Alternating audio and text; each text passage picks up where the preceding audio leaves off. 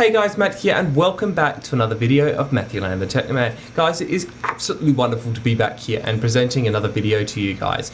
My sincere apologies for not uploading recently, and there's two main issues. One is because the fact is that our modem and my internet connection is an ADSL1 connection, so I'm literally getting about 5 and less than 1. So it makes it really hard to upload really high content, but on top of that as well, a lot of my studies and my qualification I'm doing has taken up a lot of this time for uploading to YouTube, because at the end of the day, this isn't my full-time job. I wish it was, but unfortunately, it's not the case. So today's episode, as you may have guessed by the title, is looking at building the ultimate Linux networking home server. And I've been doing this for quite some time, and I'm very hesitant of using Linux, and now I absolutely love it. So today I'm going to be showing you guys how to build the ultimate Linux server using CentOS 7, and we're going to be looking at services such as Apache, FTP, looking at DNS, which is you bind, looking at Samba and joining a Windows 10 client to it. It's going to be a lot of fun. So without further ado guys, let's get to it.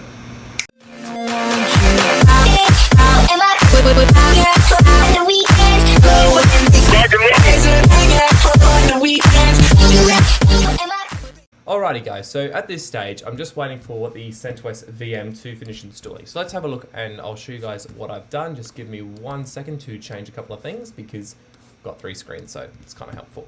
So let's go ahead and switch over to our display here now. And as you can see, I'll be in the bottom right-hand corner here, and we're gonna have my main display up and running at the moment. Now, so here you guys see I have a VMware remote console connected into my VMware ESXi server. And if you aren't aware by now, this is my ESXi server, which is an IBM X3650 Model 3, and this has just got under 200 gigs of RAM in it, so it's a very powerful server. The other thing it does as well is I have put this on a separate VLAN as well, and I will be discussing that in a later or an upcoming video soon, but for this first series, we're going to be looking at setting up a Linux server, and in today's installation is basically doing the initial configuration and getting bind installed. And bind isn't too complicated as long as you know what you're doing. It shouldn't be too difficult. The other thing I like to mention as well is when you are doing a Linux server is to be either using terminal if you're on a Mac or on another Linux machine, or using PuTTY to do your SSH, because typically you do most of the stuff from the command line when you're doing your installations of bind, DNS, Apache, because you all configure it through configuration files, which is based on Linux and CentOS. And as you guys can see here, speaking of CentOS, I have got a CentOS VM up and running because I think CentOS is really good for the enterprise. And building an enterprise server. If you looked at using Ubuntu, you'd be okay with it, but there's a couple of other things you may need to do. So I like using CentOS particularly for building servers because it is based off the server architecture, and you can do a lot of stuff with this. You can look at KVM. There's so much. I'm literally just scratching the surface of what you can do with Linux, but this is for a bit of a basic get to know how to sort of do a Linux server. The other thing you may be aware of, there's a lot of command lines involved. However, if you take this step by step, read the instructions carefully, which will be left in the video description, you will be able to probably look at this pretty easy, and hopefully it doesn't go too bad. So I'm just going to let this continue to do the practical installation, do its installation. It is taking a little bit longer than usual, and okay, as you can see, it's installing the bootloader, so it will take a little bit of time. I thought this would actually be ready by the time I did the video, but it does take a little bit of time. I mean, I installed it about half an hour ago and I was cleaning my laptop screen and all that, so hopefully I've got a nice crystal clear screen and keyboard. But yeah, I'm just going to have to wait for this, I guess, to get itself ready. Oh my god, there's gunk building up on the case over on my Mac. When I bought it brand new, it was so super clean, and now it's like half the percent of it what it was originally. But what I'm going to do is I'm going to probably just pause the video here quickly, and I will come back when this installation has, rebooted and we're at the initial setup. Alrighty, so as you guys can see here, the server has officially rebooted, which is fantastic. So what we're going to go ahead and do is, once this is all booted, there's a couple of things I'm going to do graphically from the VM here, and then the rest of it will be done through the terminal or command line using PuTTY, or in my case, because I'm on a Mac, I can use terminal. But I would highly suggest that you guys, if you are on a Windows machine, which probably most of you are, you use PuTTY, which is a great SSH utility that you can use, but also does telnet, so it does everything in it that you need to do. So while I wait for this server to boot up, a couple of things I've done. Because this is a HomeLab practical testing server, it's on a separate VLAN. It is physically and virtually separated. It's on a completely different network, on a 192.168.2.0 network, on a /24 network, subnet mask, sorry. And for those who do not know, Your /24 is your standard 255.255.0 network, and then your subnet mask, and then your network, which is 192.168.2.0, is a standard class C address. And for those who are looking at this video for the first time, it is helpful to have a little bit of experience with using PuTTY, a little bit of experience using Terminal, a little bit of experience with a bit of CentOS, and a bit of networking, and potentially doing a little bit of Cisco as well if you are looking at the networking path. So the first thing I'm going to go ahead and do is, now that we're actually launched on our practical server here, we need to do a couple of things. First and foremost is accepting the license agreement. Because this is completely open source, no guarantees, warranties of any sorts, either written or implied, and the reason for this is because it's open source. The other thing though that's great about this VM is being on a separate network, it cannot see my main home network. So if I put ransomware, bloatware, I completely screw the hell out of this machine, it's not going to affect my network whatsoever, and I can still continue to work. The only way I'm actually able to access this VM is through the VMware Remote Console. If I was to try and ping it through Terminal or something like that, I wouldn't be able to. But there is a little trick around to how I get around that, and I'll explain a little bit later. Okay, let's confirm that our network has been set correctly. As you can see here, the IP address has been gathered, and the DHCP server automatically assigned that. Now, the way it works is I'm using a DHCP server on my Cisco switch. So I've got two Cisco 2960 switches, and I've got a Cisco 3560. I can't remember what the hell it is, but it's a layer 3 switch. And what I've set up is I've set up a VLAN, and I've added my ESXi server's Ethernet adapter to it. There's multiple Ethernet cards that are connected into my ESXi server. So I've dedicated one of those Ethernet ports to this VLAN. And the way I get around bridging in the internet connection is, it's not a practical method, but it works, is using Microsoft RAS, which is your routing and remote access. And all I've done is that I've added two interfaces. I've set one of the interfaces, the virtual interface on that NIC, as the gateway, and I've just told the DHCP server on the switch that this is the gateway and this is where it's accessing the internet. And then all I've done as well on the RAS server is applied an access control list to block my main network. And I am going to do a video on that a bit later. It's just a case of timing and being able to get this all done in time. So as you guys can see here, straight away we are booted into Linux, and all I'm going to go ahead and do is do the username of root and password of password1, because I always like to set passwords password1, because this is in a testing slash a non-production environment. You can do whatever the hell you want to it. But if you are using this, I highly suggest that you go ahead and use a secure password and ensure that you are, well, making sure that it's secure and, not disabling firewalls and not modifying lots of configuration files that is around security. But because this is practical, well, this isn't a practical environment, and it's just for testing on a private network, it doesn't matter. So what I'm going to demonstrate is essentially the installation of Bind today, and we're going to look at some other services in some other upcoming videos soon. So all I'm doing here at the moment is I'm just going through the initial configuration. I like to turn the location services off, and I always go ahead and skip the online accounts, and I click start using CentOS Linux. So here we are, we have a practical, well, we have a fresh install, a fresh VM of VMware ESXi, no, of CentOS 1810. This is one of my favorite operating systems to use, so I highly suggest you guys use CentOS 7 or the new version of CentOS 8, which has just been released, which is really exciting, and I really want to get my hands on it. So what we're going to go ahead and do is launch my favorite program, the good old Terminal, and we're going to run a couple of checks. So the first thing I want to do is I'm going to go ahead and assign a static IP address. Now there's two methods of doing it. I like doing it through the Terminal. The other option is to go via your settings and assign it that way. So what we're going to go ahead and do is I run a little program called Network Monitor, well, Network Monitor Utility, I believe. Just trying to pull this up.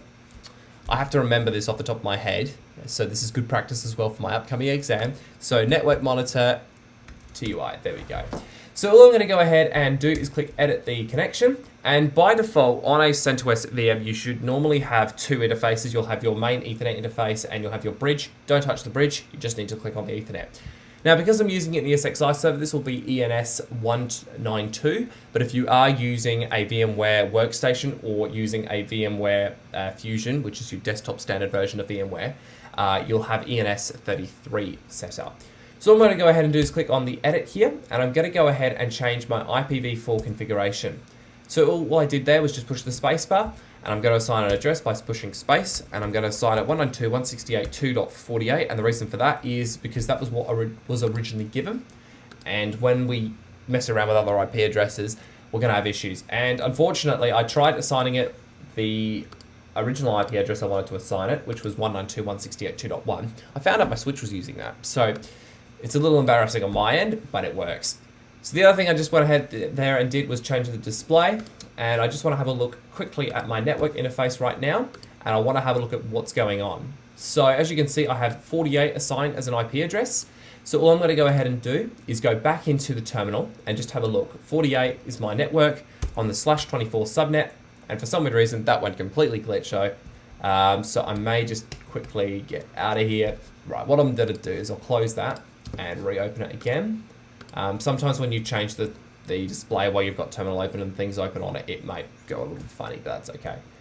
Right, so let's go ahead and edit our connection. I'm going to go ahead and select our IPv4 adapter. That was the wrong option.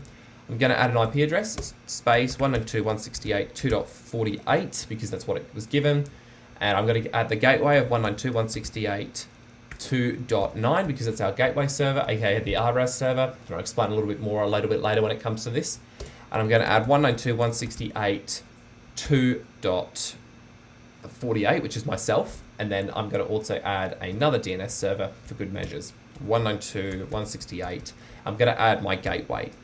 And that's what you tend to do for that configuration. You can play around with your DNS settings if you want to, but the reason I've signed the DNS server to myself is because when we use bind, we're going to be resolving with Apache, and we can resolve locally to a hostname instead of an IP address. So that's why we use DNS, so we can resolve IP addresses. Well, we can resolve host names to IP addresses.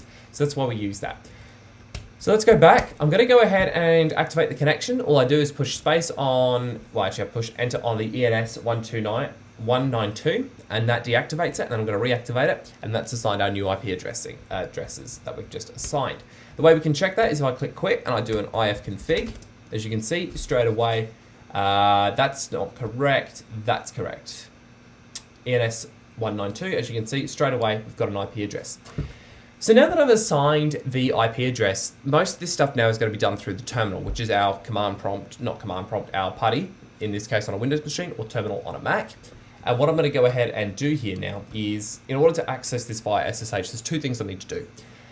The most important thing at this stage is, because I can't ping this IP address from my terminal, if I do a ping 192.168.2.48, it will immediately drop out. It will not receive that packet.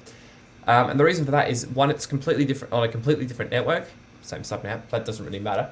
The other thing though is I purposely blocked it through the access control lists, but also when you have a different network, you won't be able to necessarily see it depending on how you've set it up and VLANed it. So in my case, I can't access it without doing a little trick. Because I'm using Microsoft RAS though, I have to access this like it's an external network. So the way I get around that is I actually use a VPN connection. And all I do is click on the Connect VPN Remote Access, and that logs me into this internal network. So as you can see right now, if I go into my network preferences, you'll see here that I've been given an IP address of 192.168.2.43, which is fantastic, which means I'm now connected. So if I go ahead and rerun the terminal, whoops, I'm in the session. If I go ahead and run terminal, again, if I go ahead and try and ping it, straight away I can ping it with actually a pretty good response time, which I'm pretty impressed by. All right, so let's stop pinging that now, and let's get some work done. So the first things first that we need to go ahead and do is, now that everything's been assigned and we can access the internet by pinging Google. As you can see straight away, I'm pinging Google, which is fantastic. The ping is ridiculously horrible though. I can go ahead now and I can install the packages I require. So let's go ahead, and I hope I'm still connected into my server that way. Oh wait, I'm not connected in yet, that's why. So let's go ahead and install these packages by doing an SSH. I'm going to log in as root 192.168.2.48, and straight away, as you can see, there is a little bit of an issue here. The reason for this is because I used another VM which had the exact same IP address, so I need to go ahead and quickly modify the SSH configuration known hosts. And all I've got to do is look for that IP address, in that case 192.168.2.48, remove that line, and then all we got to do from there is that I'm able to access that server again. So this may take a couple of seconds because it's a long encryption. So this is the encryption part, and that's what's generating that secure key. So as you can see, I've now gone ahead and removed that. If I go ahead and do a root again, as you can see straight away, I can access it. All I'm going to do is type in yes to allow it and put in my password. Okay, I am now logged on as root in my server. So let's get started. So now that I'm logged on, we're going to go ahead and install bind, but there's a couple of things that we need to do first. We need to go ahead and prepare the server before bind's installed. We need to modify the network configuration file, and we need to modify the hosts file. So let's go ahead and do that. So I'm going to go into cd etc, and I'm going to go into sysconfig, or your sysconfig folder, and I'm going to go ahead and edit the file network by doing nano network, or you can use vi or vim. I just like nano because it's easier to work with. As you can see here, I've got created by Anaconda, and because I'm logged in via SSH on my same machine, I can kind of cheat here, and I can just copy and paste the example configuration here. So all I'm going to do is just change a couple of lines. So for example, I need to set my gateway to 2.9, and the example .local is a domain name, but it's not that in this case. I'm going to change it to homelab.mpalsolutions.com.au, and that's now been assigned. And this is now our domain name, which is important for bind and also for Apache a little bit later on, but we'll get through that process a little bit later. So I'm going to set that now. And just also another thing to mention about this as well is your host name can be anything you want it to, as long as it's a domain. So it could be example.local, it could be ilovebananas.com.au, whatever the hell you want it to be. Just make sure that you've set it to a name domain. So for example, homelab.poolsolutions.com.au, absolutely fine. Or you can use the provided one called example.local, which I'm including in the documentation here. All right, so the next thing that we're going to go ahead and do is we're going to go ahead and go back a directory. So I'm just going to go back into the etc folder, and I'm going to go ahead and do a nano, and I'm going to change the hosts file, and I'm going to go ahead and add my server's IP address in here now. Okay, I'm going to tab that. I'm going to add my server, in this case server1.homelab.poolsolutions.com.au, tab, and I'm going to put in my server name of server1. And this is now telling the hosts file that this server exists. Okay, I'm going to push Y to, I'm going to close by doing Command Control X and then pushing Y to save. And now that we've done all of that, we can go ahead and install bind. So to do that, we do a yum-y install and then bind with a little asterisk on the end, and that's going to install all the packages required. Now, if you do attempt to install bind and you do get this issue saying that it's currently holding it, it's typically package kit. And the way you can disable this or stop it is doing a system control, and then you just do stop, and then I do package kit. Okay, that's stopped it. And if you want to be really naughty, you can go ahead and do disable. And that will stop it completely, and it will never turn on unless, of course, you enable it again. So what I'm going to go ahead and do now is go ahead and reinstall bind, and straight away, as you can see, it's found all the packages, and it's going to go ahead and install that. Now, this does take a little bit of time, especially on my internet connection, but this probably would be instant for you guys because I'm not on NBN, I am on an ADSL connection. NBN is actually fiber, but the difference is of how they've actually rigged it up is you go straight to the node and then a tiny bit of it's copper. So why the heck they did that, I don't know.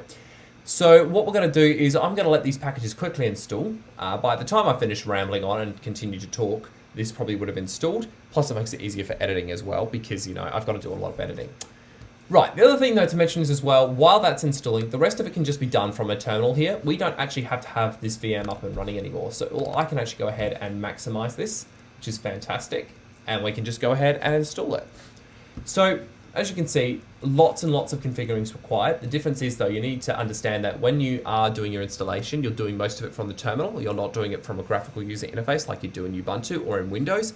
So you do need to have a little bit of command line experience in the background. But I will be providing some documentation. I will be providing some documentation in the description. That way you guys can use that. So as you guys can see here, that's installed. I told you if I kept rambling on, it would be finished.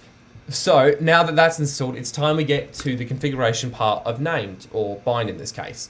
So we're going to go ahead and go, because we're already in the etc folder, we just stay in the etc folder. I'm going to go ahead and do a nano, and I'm going to edit the named.config file. And as you can see here, this is the bind default configuration file. A couple of things that we need to go ahead and change here. So first things first, in our options here, we need to we need to go to listen on port 53, which is on line 13. And we need to go ahead and add our network address. In this case, 192.168.2.48, aka my server's IP address. And then I don't need to say what that network is on or the subnet at this stage. Then I'm going to go ahead to my allow query. I'm going to do a space, and I'm going to do a 192.168.2. 1.0 on the /24 subnet.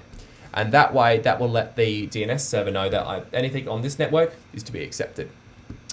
And all I got to do then is do a little semicolon on that one. And I forgot to also do a semicolon as well on this one here. So if that didn't happen, you'd be having errors and glitching out like mad. So make sure that you do this correctly, because it's a pain in the neck trying to troubleshoot if you don't get it right. So let's go ahead now. I'm going to go ahead and remove this zone here, because I'm going to do a sneaky little trick and copy and paste it from my documentation I've got. It is recommended that you do copy and paste some of this. So Nano is great for that. I'm not sure about Vim or VI. I haven't used those ones all the time. So I'm going to go ahead and modify the example.local file here. So what I'm going to change it to is my homelab.mapulsolutions.com.au. And all I'm going to do is just change one number in here to 2. The other thing I forgot to mention is we're going to change the file forward.example to my domain. So in this case, forward.homelab. And again, reverse.homelab. Okay, let's check that that's all good and running so far. Okay, I'm happy with that. Just triple check. And all I'm going to do is do a Control X and then do a Y. Now, for some reason, my taskbar loves to get in the way when I'm doing a video. So there you go. Let's put that in full screen. That makes things a little bit easier. So now I need to go ahead and I'm going to check. I'm not sure if this is going to work at this stage, but let's check if I can actually start named. I highly doubt it will, or I may get errors. Why did I just do started? Okay, and as you can see straight away, we're already getting issues because there's probably a little bit of a small hiccup in the configuration file. And the way we can do this, if I just do a status and then I do a named.conf, and then I do system help, so I put a and there system control status named.config. That's not going to work. Of course it's not going to work. Okay, if you look here straight away, looks to be some sort of glitch in a file. FI, don't know what that's for. All right, to make it a little bit easier to understand as well, I can just do a journal control, and then if I do a -xe, it lets me see every single little thing. And it's around this area sort of here. You can find what the issue is. So our zones are all fine. Okay, straight away, I knew this would be an issue. It's due to the fact is it can't find those files. So that's probably why it's not starting up.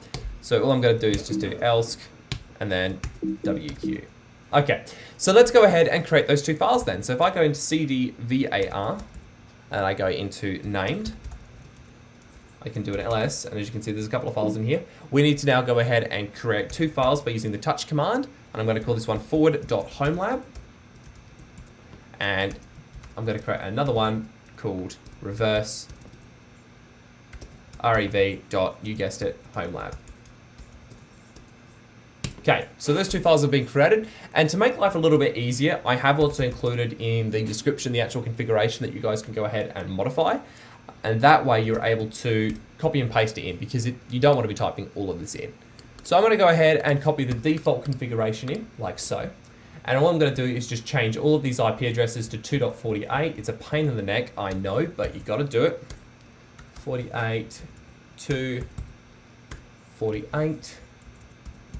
2.48. Okay, all of those are set. The other thing I'm going to go ahead and change is the NS server example. We're going to change this to server1.homelab.mapulsolutions.com.au. And the next thing we're going to go ahead and do is, I just missed something here down as well. I need to change this NS server to server1. And I need to change these two up here as well. So the reason we're changing the example.local is because it's not example.local. So I'm going to go ahead and call this one server1.homelab.poolsolutions.com.au. And you've got to be seriously careful with when you're doing your commands or you're editing the configuration files. And the reason for that is if you get something wrong, you will be having to troubleshoot for a while.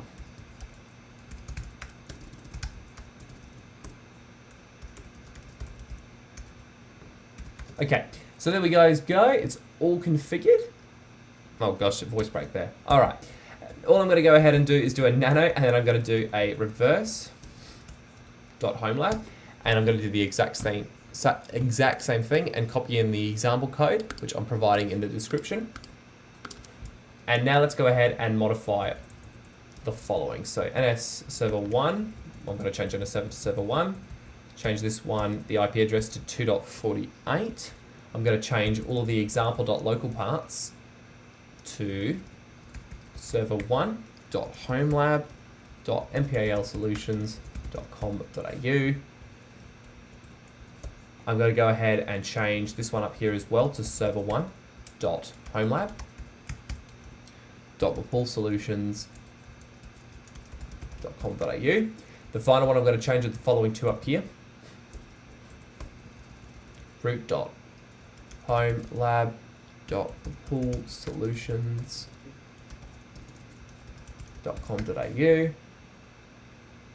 And the last one I'm going to change is this one up here.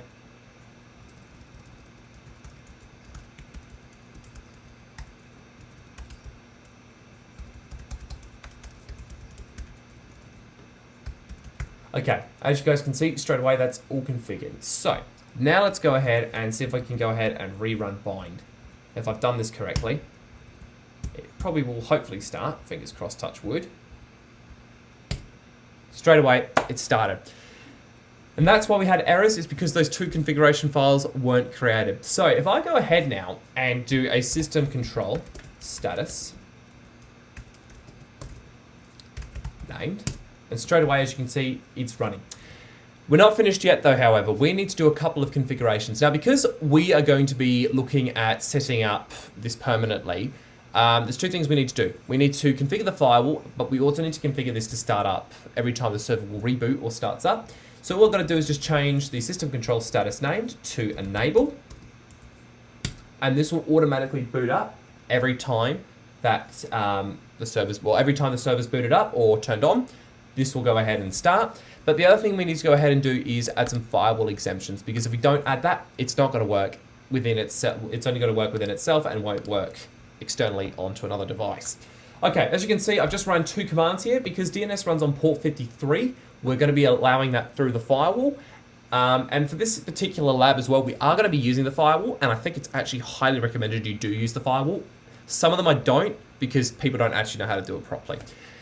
So now that bind's working, we can go ahead and do a dig, which will look at our configuration, and I do a www.homelab.rapulsolutions.com.au, and straight away it already recognizes that homelab.rapulsolutions.com is resolving. As you can see, fantastic, and for some weird reason it's going to NS.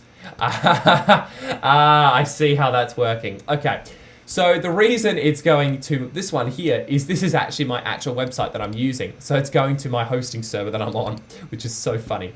But as you can see, HomeLab will automatically resolve, which is fantastic, and it's able to recognize it. I mean, if you weren't able to even see something like this, you wouldn't be able to access it. So straight away, all working, absolutely fantastic. So there you guys go. That's our initial configuration for bind, which is a good part to what we need to do for our home lab. I hope this was a quick and short, simple video to do for you guys to install bind. As always, there'll be information in the description below. There'll be helpful guides, and of course, rewind, pause, rewatch this video. It just helps create more views. So there you guys go. Anyway, guys, my name's been Matthew. It's been an absolute pleasure to have you guys here joining me for another video, and thank you guys for watching, and I look forward to seeing you in the next part of